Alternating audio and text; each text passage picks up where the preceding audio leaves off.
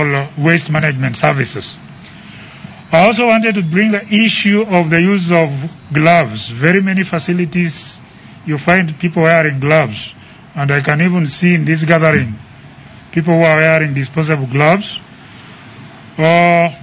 Research has not shown any advantage of wearing gloves in terms of protection against COVID-19 infection unless you are using it in a healthcare facility.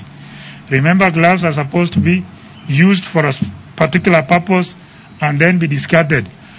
People are wearing gloves from morning to evening, they are sweating, the gloves have holes, and that breeds a lot of complacency, therefore they forget to wash their hands. Please avoid wearing gloves unless you are a healthcare worker, and if you are to use gloves, use them and immediately you finish using them, please dispose of them appropriately. Otherwise, the other danger that you are exposed to when you wear gloves for too long is that involuntarily you are bound to touch your face. And because if you wear it for too long, then it could be contaminated. The moment you touch your face, that puts you at a risk of getting the COVID-19 disease.